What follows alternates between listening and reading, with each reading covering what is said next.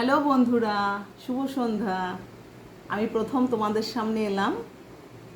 তো আমি প্রথমেই তোমাদেরকে থ্যাংক ইউ বলে নেই, যেটা হচ্ছে যে সত্যি কথা আমি ইউটিউব ফেসবুক সম্বন্ধে খুব বিশেষ কিছু জানি না।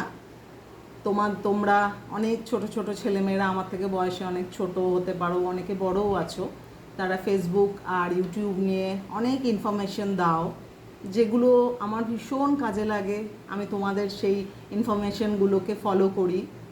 তো তার জন্য তোমাদেরকে অশেষ ধন্যবাদ জানাচ্ছি।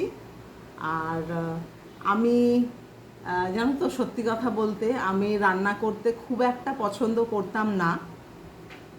আমি ড্রয়িং করতে, হাতের কোনো কাজ করতে বেশি পছন্দ করি।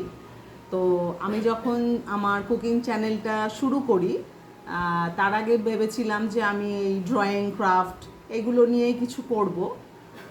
কিন্তু আমি ভাবলাম যে না, ঠিক আছে, রান্না করি, দেখি না কি হয়।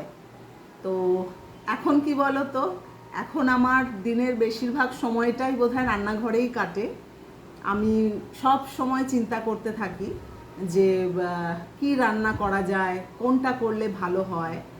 আর আমি ছোটোবেলা থেকেই একটু তেল মশলা জাতীয় খাবার একটু অ্যাভয়েড করি। আমি খুব একটা পছন্দ করি না, কিন্তু এটা বলবো না যে আমি বিরিয়ানি বা রোল এইসব খাই না, খুবই খাই।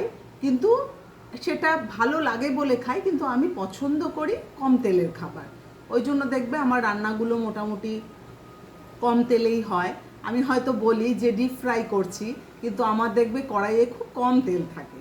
তো দেখো, সত্যি কথা বলতে কি, যদি কম তেলে সুস্বাদু খাবার হয় তাহলে সেটা করা যেতেই পারে। তাহলে আমি বেশি তেল দিয়ে খাবারটাকে কেন অত রিচ বা শরীর খারাপের জন্য কেন তৈরি করব।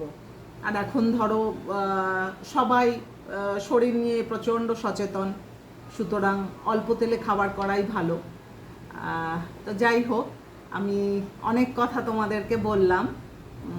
তো একটাই তোমাদেরকে অনুরোধ করব যে তোমাদের যদি আমার চ্যানেলে আমার রান্না ভালো লাগে, তাহলে অবশ্যই তোমরা আমাকে কমেন্ট করো, সাবস্ক্রাইব করো, শেয়ার করো, লাইক করো।